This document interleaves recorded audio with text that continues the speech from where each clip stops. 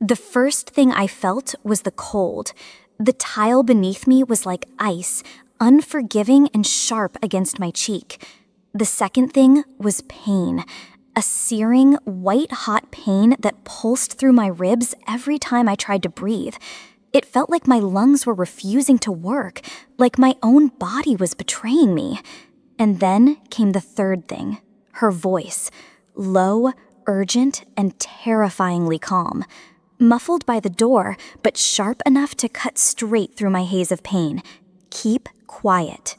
You'll ruin his future. At first, I thought I misheard her. Surely she didn't mean that. Surely, after what Zach had just done, after he slammed me into the countertop and kicked me while I lay gasping on the floor, surely my mother would open the door and hold me. Surely she would be furious at him, not me. But no, there was no door swinging open, no comforting arms, no questions like, "Are you okay?" Only that one soul-crushing sentence, "Keep quiet. You'll ruin his future." And in that moment, as I lay there trembling with the taste of blood in my mouth and betrayal in my lungs, I realized something that hurt far worse than the broken bones. I didn't have a family. Not really. I had a mother who cared more about a draft pick than her daughter's pain. I had a father who looked through me like I was glass. I had a brother whose fists were louder than my voice. I had witnesses, people who saw me, but refused to see what he did. That bathroom floor became my truth. Cold, hard, unforgiving. And for the first time in my life, I knew exactly what I was. Alone. Utterly, painfully alone. Growing up, I believed being the good daughter was a kind of invisible superpower. I stayed quiet, I followed rules, I said yes, even when my heart whispered no. I kept the peace, even when it meant swallowing every shred of myself. If Zach was the sun in our family universe, then I was a tiny, silent moon orbiting him unseen and uncelebrated. He was the boy with the golden arm, the future athlete, the promise. I was the girl who did the dishes, fetched the towels, and never asked for anything in return. Our parents made it very clear who mattered most. Every wall in our house was covered in his framed photos, his trophies, his jerseys. Every dinner conversation revolved around Zach's training, Zach's performance, Zach's dreams. Meanwhile, I learned how to disappear without leaving a room. When I got an A+ in English, no one noticed. When Zach hit a triple in baseball, we went out for steak. There were no bruises in those years, at least not the kind you could see. But emotional wounds, they were everywhere. The kind that taught me early on, love in our house was not given freely. It had to be earned, and even then it wasn't promised. I thought if I stayed good enough, helpful enough, quiet enough, then maybe one day they would love me like they loved him. I didn't realize back then, silence doesn't earn love. It only feeds injustice. There's a question that haunted me for years, a whisper I never dared to say out loud. If being good means being loved, then why was I always the one left behind? I played by every rule. I didn't talk back. I didn't rebel. I never got caught sneaking out or skipping class. But instead of love, I got silence. Instead of praise, I got invisibility. Meanwhile, Zach broke things literally and emotionally and was still treated like the golden child.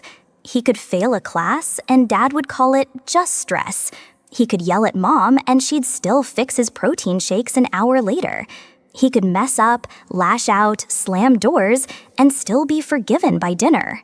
Me, if I forgot to fold the laundry once, I got a lecture about responsibility. I used to believe love was something you earned. But in my house, love wasn't earned. It was given to the loudest person in the room. And Zach, he was thunder. I held on to one final hope, that someday, if he succeeded big enough, maybe he'd calm down. Maybe he'd finally grow out of the tantrums, the shouting, the fists against the walls. I didn't realize the truth. When you reward storms, they become hurricanes. And the storm arrived that Saturday night. Zach had a big game, one of the last before the Scouts made their draft decisions. It was everything he'd been working for, everything my parents had sacrificed for. He lost. The footage played on repeat, missed passes, dropped balls, a fight with the coach. And the worst part? He didn't just lose the game, he lost control. That night, he came home hours late. The front door slammed hard enough to shake the walls. He reeked of sweat, beer, and something darker, something boiling under his skin. And I was in the kitchen, just cleaning the counters, just trying to be invisible. The door slammed hard, so hard the hallway mirror rattled in its frame. Zach was home. The air changed instantly. It thickened like someone had sucked all the oxygen out of the room and replaced it with gasoline. I didn't need to see him to know he was angry. The sound alone, the heavy footsteps, the dull thud of his gym bag hitting the floor, it was all too familiar. And then the smell hit. Sweat, frustration, and beer. It clung to him like smoke from a fire he was about to set. I froze where I was, hands still clutching the damp kitchen towel. I didn't move, didn't breathe, didn't speak, but it didn't matter. He saw me. "What the hell are you looking at?" His voice was sharp, dripping with venom. Like I had committed some great crime just by existing in his line of sight. I lowered my eyes, kept my tone soft. "Nothing, Zach. I was just cleaning up." He yanked open the fridge, grabbed a beer, and slammed the door shut so hard the condiments on the shelves shook. Then came the muttering. "Whole damn season's a joke. Coach is a moron, always blaming me." I knew that script. He lost, and now he needed someone to hurt. I should have stayed silent. I should have left the room. But old habits die hard. I tried to help, tried to soothe him like I had 1,000 times before. "It's just one game," I said with the tiniest smile. "You'll get them next time. It's not like it's the end of the world." That one sentence meant to calm was the match that lit the fuse. He turned slowly, beer still in hand. His eyes went dark. "What did you just say? What did you just say?" Zach's voice dropped an octave. His tone wasn't loud. It was quiet. Too quiet. The kind of quiet that makes your skin crawl. I took a step back, but it was already too late. He moved fast, faster than I'd ever seen him move. His hand shot out and grabbed the front of my shirt. I felt his knuckles press into my collarbone like jagged rocks. My feet barely touched the floor as he yanked me forward. "You think this is funny? You think I'm some kind of joke to you?" He dragged me across the kitchen like I weighed nothing. The world blurred around me, floor, counter, ceiling, and then crack. The sharp edge of the granite countertop met my side with a violent jolt. The air left my lungs in one brutal whoosh. I tried to scream, but all that came out was silence. Pain, blinding, brutal, spread across my ribs like wildfire. I collapsed. My knees buckled. My body crumpled to the cold tile like a discarded rag doll. But he wasn't finished. From above, I saw his leg draw back. I knew what was coming. I didn't have time to beg, didn't have time to shield myself. Thud. His foot slammed into the exact spot where the countertop had hit me. A sickening, unmistakable crack echoed through the room. It wasn't just a sound. It was a sentence, a verdict. My vision tunneled. The edges of the room darkened. Everything tilted sideways. My world spinning. My body folding. Then nothing. Just the echo of my bones breaking and the cold, consuming blackness. I don't know how long I lay there. 10 seconds, 10 minutes. Time didn't move.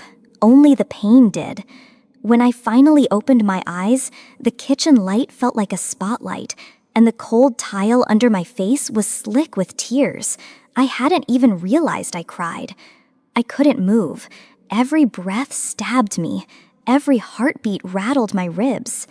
Then I felt a shadow fall over me, and for one small second, I thought maybe it was over. Maybe help had come. But it was her.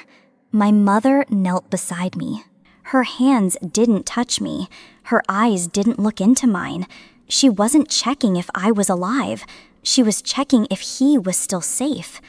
"Rachel," she hissed low and sharp. "Your father's coming. Get up, now." I gasped. I can't breathe.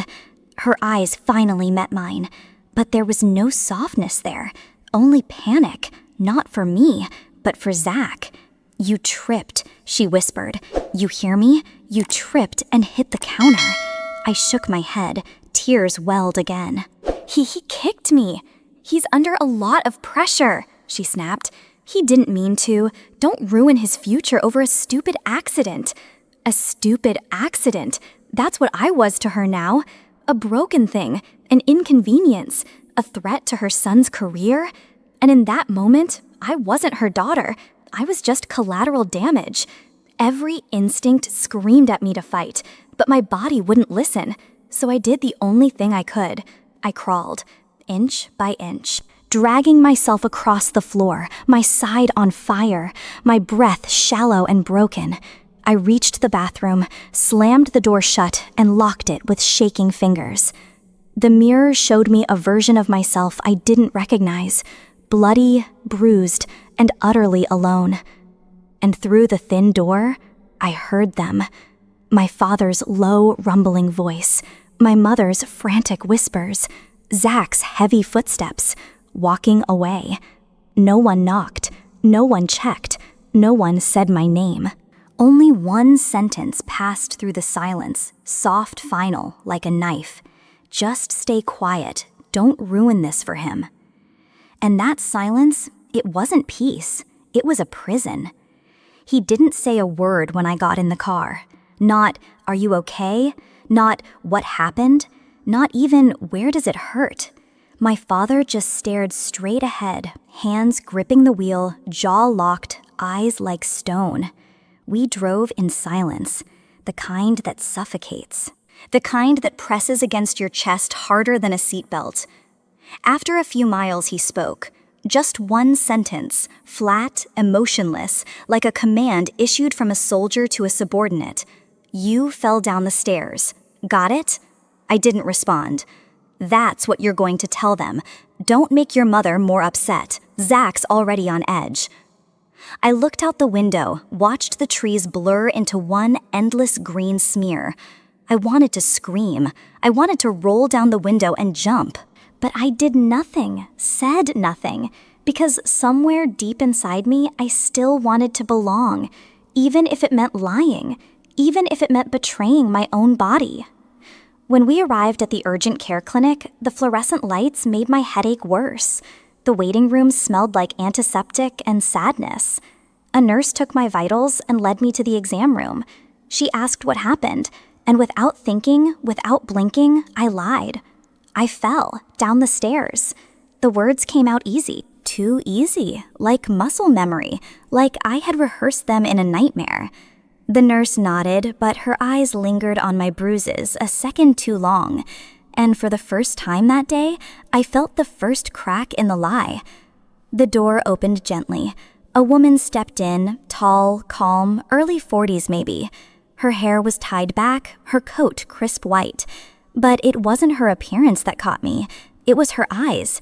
Kind, but sharp, like she saw too much but judged nothing. Her name tag read Dr. Moss. Melissa Trent. She looked at the clipboard, then at me. And when her gaze settled, she didn't blink. "Hi, Rachel," she said softly. "I'll be taking care of you today." Her voice was steady. No alarm, no pity, just presence. She walked over slowly, sat down beside the exam table, and glanced at the bruises blooming across my side. "You said you fell down the stairs." I nodded, automatically, like a reflex, because that was the rule. Repeat the story, stay small, keep quiet.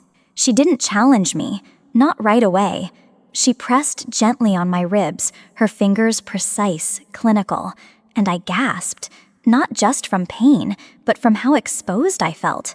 She paused, set her gloved hands in her lap, and then she looked me in the eye. "Rachel, are you sure? The bruising pattern, it doesn't look like a fall."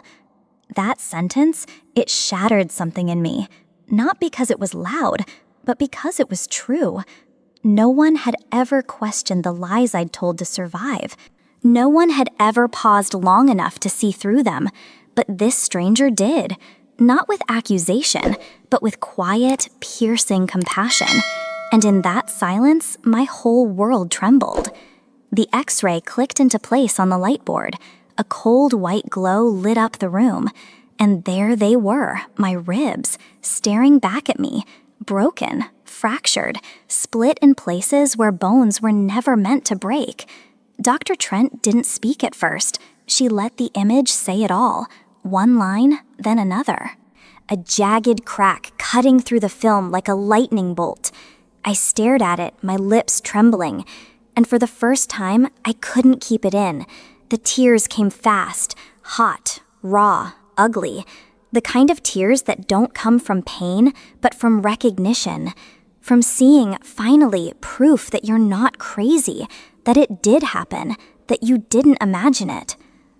"That's 2 broken ribs," Dr. Trent said softly, "and 1 more fractured."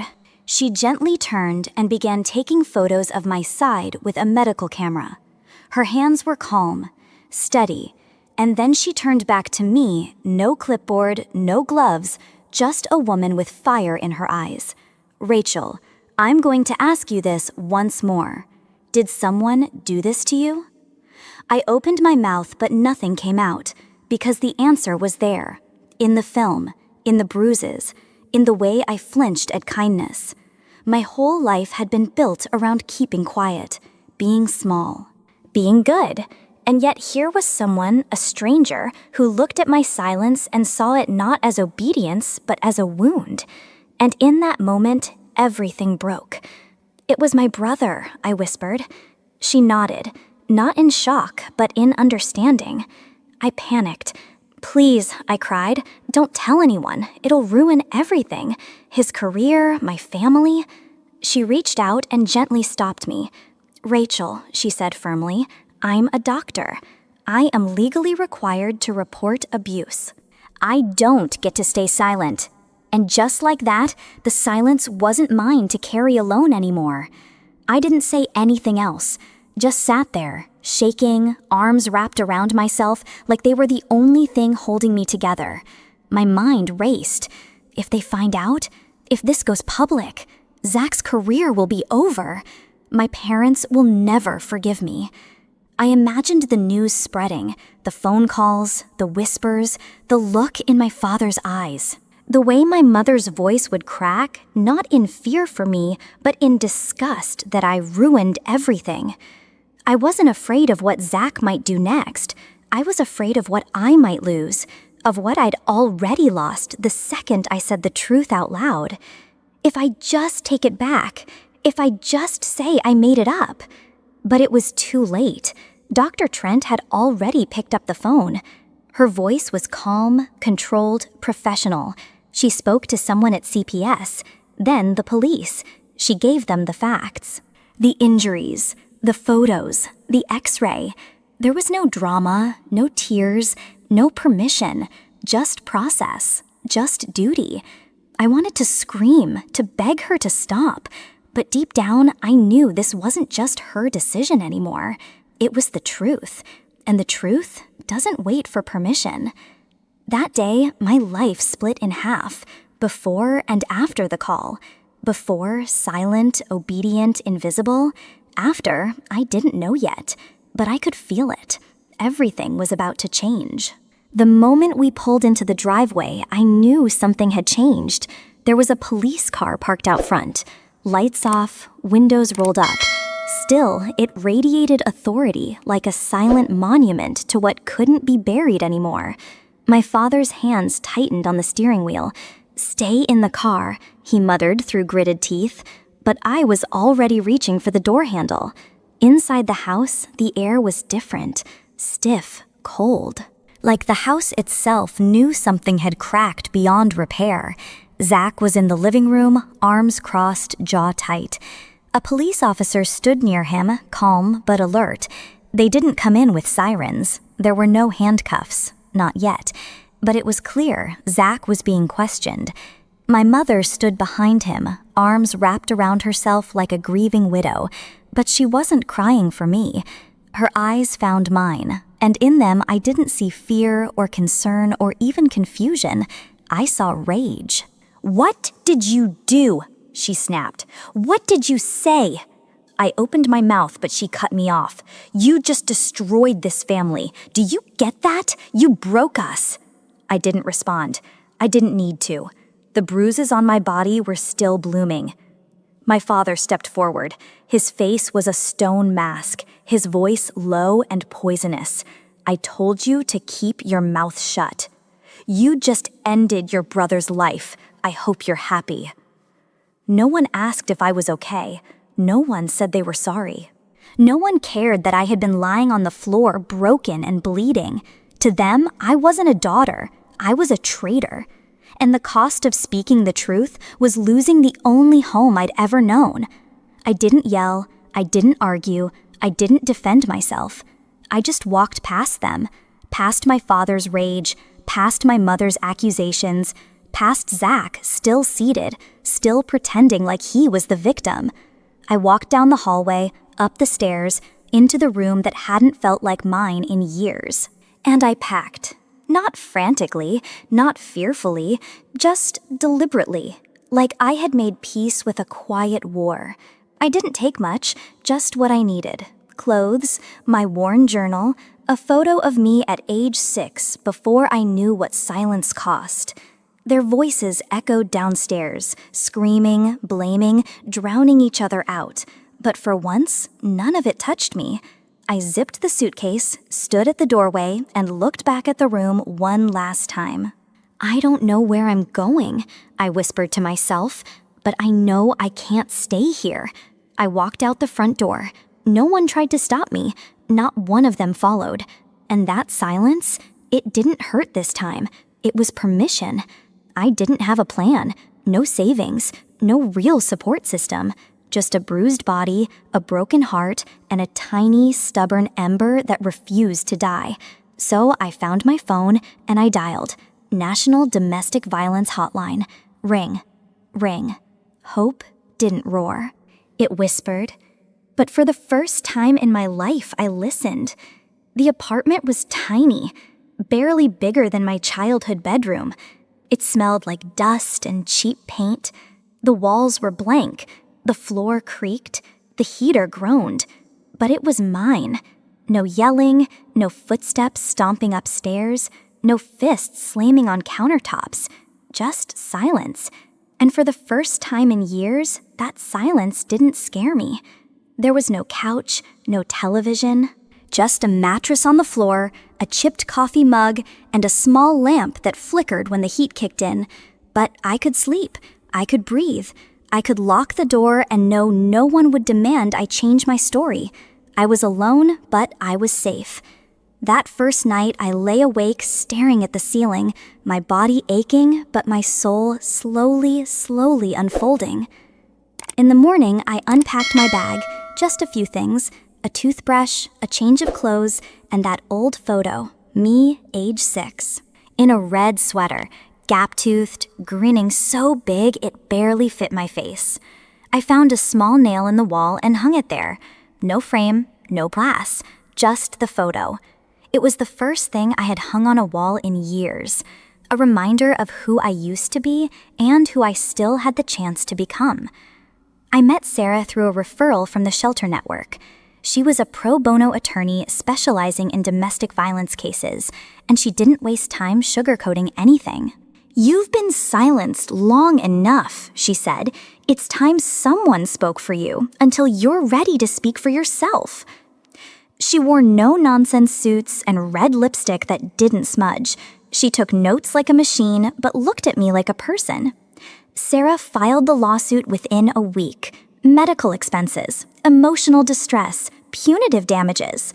Everything I had been taught to let go, she wrote into a legal demand with real value attached, and she didn't stop there. She contacted Zach's basketball league, submitted the police report, the medical records, the photos, the x-ray. She let the truth do what truth does best, spread. Within days, his contract was suspended. All those headlines that used to praise him now replaced with the words, pending investigation. He didn't lose everything overnight, but the lights around him began to dim. The brand deals pulled out. The sponsors stopped calling. The golden boy image began to crack. And for once, I didn't feel guilty. Because justice, real justice, doesn't always come with a gavel. Sometimes it comes quietly, but relentlessly. The phone started ringing again. Blocked numbers, fake apologies, tears soaked in manipulation. We didn't know how bad it was. Zach's been crying nonstop. Your mother's not eating. Can't we just talk? They didn't want healing. They wanted silence again, just dressed up in guilt this time. I stared at the phone, watched it light up with names that once meant home. Then I pressed block, and another one, and another, because forgiveness is not the same as access. I could grieve what I lost without opening the door to what hurt me. It wasn't easy. Sometimes I cried after hitting block, but for the first time, I was choosing myself. I stopped checking the inbox, stopped replaying old voicemails, stopped waiting for a version of love that wasn't coming.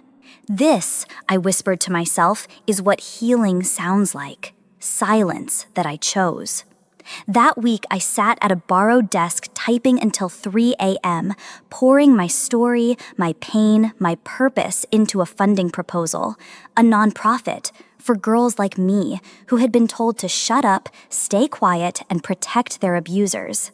I called it The Quiet Should Speak, and I hit submit. The next morning, I woke up to an email. Your application has been received. You will be contacted shortly. And for the first time in years, I felt something bloom in my chest that wasn't pain. It was possibility. The lights were soft, the stage was modest, but the moment, it was bigger than anything I had ever known. Rows of girls, some as young as 12, some with fresh scars, others with invisible ones, sat on folding chairs, eyes fixed on me like I was saying something they had waited their whole lives to hear. I took a breath, my hands trembled just slightly. Then I spoke into the mic. I used to think being quiet made me good, that silence meant loyalty, that pain, if buried deep enough, would disappear. I was wrong. I told them about the night that changed everything. The tile floor, the broken ribs, the silence that tried to suffocate me, and the doctor who refused to let me stay quiet. I saw a girl in the third row, maybe 14, clutch her hoodie tighter. Another girl wiped tears before they could fall. You are not hard to love, I told them. You are not too much. You are not broken. You are worth fighting for, even if you're the only one fighting. Applause didn't erupt. It built, like a wave swelling from the back of the room. When I stepped off the stage, one of the girls walked up to me, voice barely above a whisper. I told my school counselor about my stepdad yesterday because of something you posted last week. My knees almost gave out, but my voice, it didn't shake. I'm so proud of you, I said, and I meant it, not as a speaker or founder, but as a survivor speaking to another. That night, we raised more than money. We raised a community. The applause was still echoing when the doors slammed open. Gasps, a few chairs scraped the floor. And there he was, Zach, the golden boy, the hometown hero, the one who used to own every room he walked into. But not this one, not anymore. His eyes were bloodshot, his tie was crooked, and rage rolled off of him like heat from a wildfire. He pointed straight at me.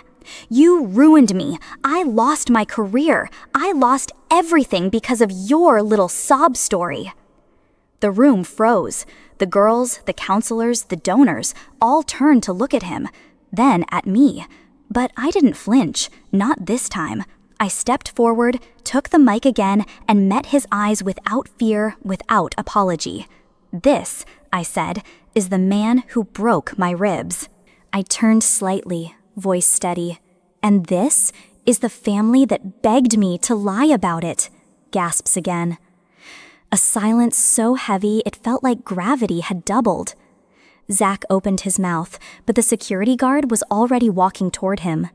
"Sir, you need to leave," Zach protested, waving his arms, but it didn't matter. He was escorted out, like an echo fading. And when the doors shut again, a small hand reached for mine. It belonged to the same girl who'd spoken to me earlier. "Thank you," she whispered.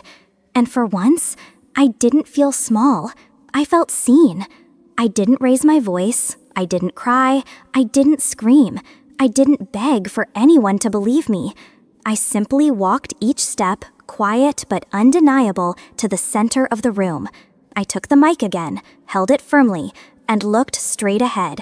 Not at Zach, not at my parents, not even at the crowd, but into the truth itself, like staring down the very thing that had tried to erase me for years. And then I spoke. "This is the man who broke my ribs." The room was holding its breath, but I wasn't done. "And this is the family that asked me to pretend it never happened." A sharp inhale from the crowd. Some mouths dropped open. A donor shifted uncomfortably in his chair.